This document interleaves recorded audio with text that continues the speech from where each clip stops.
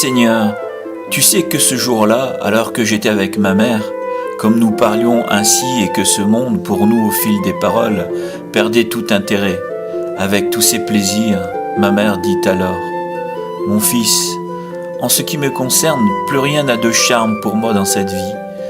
Que pourrais-je faire encore ici-bas? Pourquoi y serais-je? Je ne sais pas. Je n'ai plus rien à espérer en ce siècle. Une seule chose me faisait désirer de rester assez longtemps dans cette vie, te voir chrétien avant ma mort. Je suis plus que comblé dans ce que mon Dieu m'a accordé. Tu es allé jusqu'à mépriser les félicités de la terre, et je te vois, son serviteur. Qu'est-ce que je fais ici? » Que lui ai-je répondu? Je ne m'en souviens pas bien, d'autant que ces entrefaits, dans les 5 jours à peine, où ce ne fut guère plus, la fièvre l'a mis au lit. Et pendant sa maladie, un jour elle subit une défaillance, et son esprit perdit un instant conscience de ce qui l'entourait. Nous accourûmes, mais elle eut vite repris des sens. Elle nous vit, mon frère et moi, debout près d'elle, et nous dit avec l'air de quelqu'un qui cherche quelque chose, « Où étais-je » Puis, arrêtant ses regards sur nous, que la tristesse consternait, « Vous enterrerez ici votre mère, dit-elle. » Moi je me taisais et maîtrisais mes larmes, mais mon frère lui dit quelque chose pour souhaiter, comme un sort plus heureux, qu'elle ne finit pas ses jours sur une terre étrangère mais dans la patrie. Dès qu'elle entendit cela, son visage devint anxieux et ses yeux lui lançaient des reproches, parce qu'il avait de tels sentiments, et puis, le regard fixé sur moi. « Vois ce qu'il dit, me fit-elle. Et presque aussitôt, elle ajouta pour tous les deux, « Enterrez ce corps n'importe où. Ne vous troublez pas pour lui d'aucun souci. Tout ce que je vous demande, c'est de vous souvenir de moi à l'autel du Seigneur. Où que vous soyez. » Elle expliqua sa pensée en s'exprimant comme elle pouvait, puis se tut. La maladie qui s'aggravait la faisait souffrir.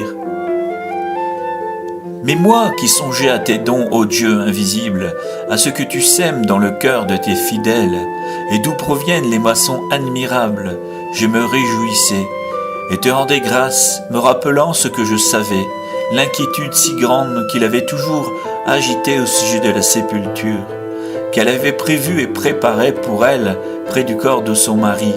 Oui, parce qu'ils avaient vécu en parfaite concorde, elle voulait encore, tant l'âme humaine a de peine à comprendre les choses divines, ajouter à ce bonheur et faire dire à son sujet par la postérité, il lui fut accordé, après un long voyage outre-mer, qu'une terre conjointe couvrit la terre des 2 conjoints. Mais à quel moment cette vanité par la plénitude de ta bonté avait-elle cessé d'occuper son cœur? Je l'ignorais et j'étais dans la joie, tout surpris que ma mère me fût apparue ainsi.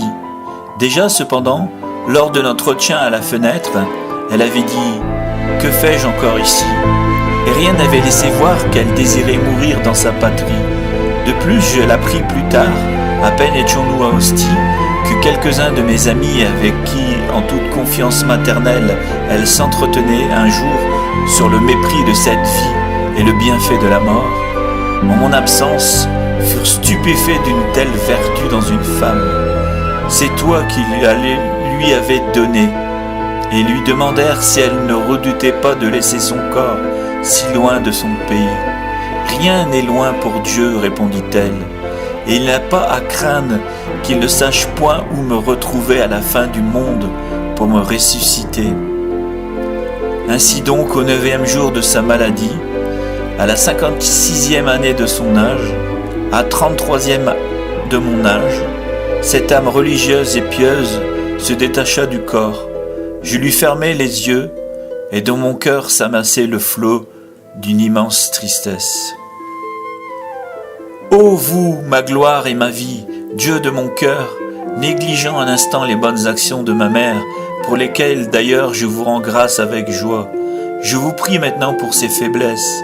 Exaucez-moi au nom de celui qui est le médecin de nos blessures, qui a été suspendu au bois de la croix, et qui, assis à votre droite, plaide pour nous auprès de vous.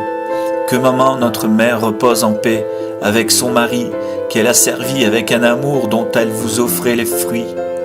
Inspirez, mon Seigneur et mon Dieu, à vos serviteurs, à mon frère, ses amis, à tous ceux présents aujourd'hui, d'avoir à votre autel un souvenir pour notre mère, pour notre père, par la chair de qui vous nous avez introduits en cette vie, qu'ils se souviennent avec un pieux sentiment de ceux qui furent nos parents dans cette vie transitoire.